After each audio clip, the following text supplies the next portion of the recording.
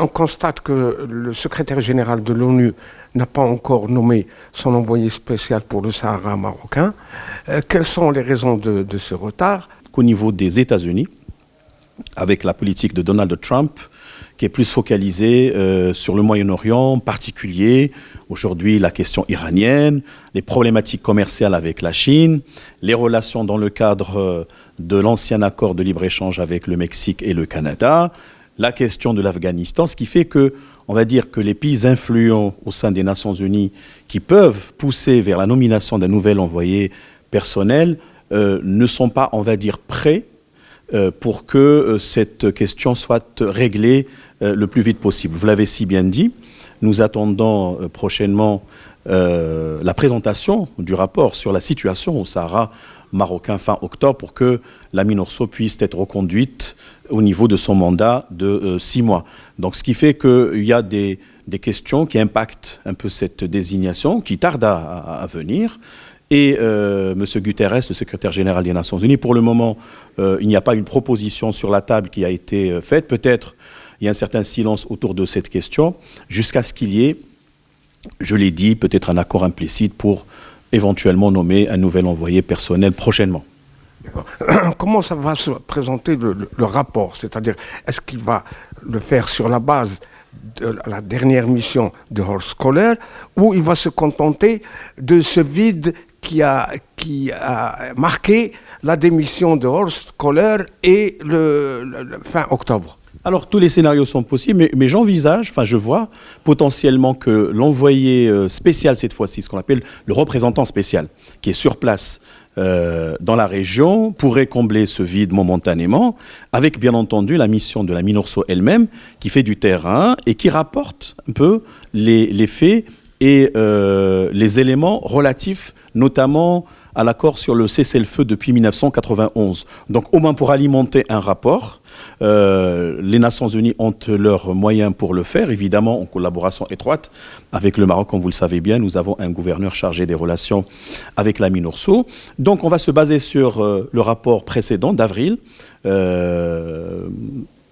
travers duquel la résolution d'ailleurs 2285 30 avril 2019 a été adoptée. Donc je crois que potentiellement il y aurait une sorte de rapport pour combler ce vide-là. Sinon tous les scénarios sont possibles. Est-ce qu'on peut reporter même l'adoption de la résolution à plus tard, jusqu'à avril 2020 pour qu'il y ait de la substance? Cela ne me paraît pas aussi impossible.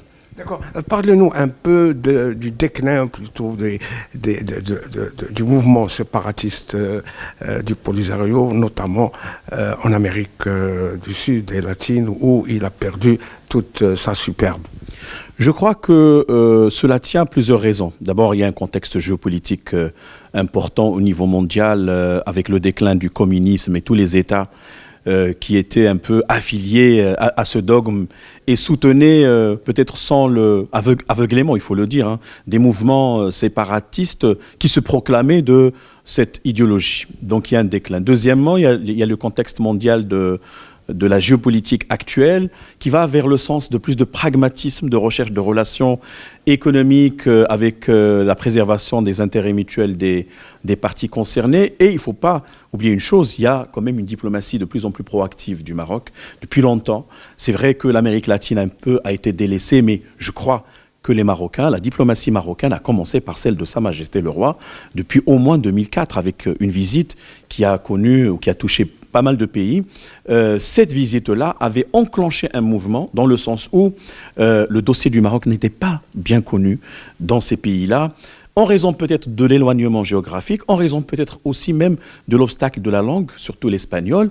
Mais je crois que le Maroc a bien compris que le plus important, c'est d'abord mettre sur place des ambassadeurs qui sachent comment défendre les intérêts du Maroc et en même temps mener des relations diplomatiques proactives et faire connaître encore une fois le dossier et la sincérité de la cause marocaine. Êtes-vous d'accord sur la vie qui endosse la responsabilité à l'Algérie dans la violation des droits de l'homme dans les camps de Tindouf? toujours, il y a cette phrase qui revenait dans pas mal de rapports quand même, qu'il y a au moins un silence, et c'est un silence qui est coupable. On le sait, le Polisario pratique quand même, ou se livre à des pratiques qui sont révolues et à des pratiques qui sont condamnées, voire même une sorte d'esclavagisme qui a été ô combien parfois condamné fermement. Malheureusement, de la part de la communauté internationale, il n'y a pas une intervention, je dirais, conséquente pour pouvoir empêcher ce genre de violation. D'ailleurs, les soldats marocains, enfin les anciens prisonniers, en savent quelque chose. On voit que sur eux, il y a des sévices malheureusement. Et donc, je crois que maintenant, les feux sont plus, ou les projecteurs sont plus braqués sur ce mouvement séparatiste, sur les camps. Et l'Algérie a une responsabilité en tant qu'État hôte, entre guillemets, puisqu'elle doit respecter les conventions sur la protection de ce qu'on appelle les réfugiés en droit international. Pourquoi elle refuse l'Algérie de recenser les camps de Tindouf? Parce qu'elle sait que si on procède à ce recensement, on va trouver que les personnes qui vivent dans les camps ou sur les camps ne sont pas de vrais Sahraouis, mais tout simplement, on va dire, un ramassis de personnes qui sont venues pour alimenter et gonfler les rangs du Mali, du Sahel de façon générale, peut-être même des Touaregs, des Nigériens, j'en sais rien. Donc ce qui fait que ce silence-là, ou ce refus, trahit ou reflète, on va dire, une peur certaine sur la question réelle au niveau des camps du Tindouf.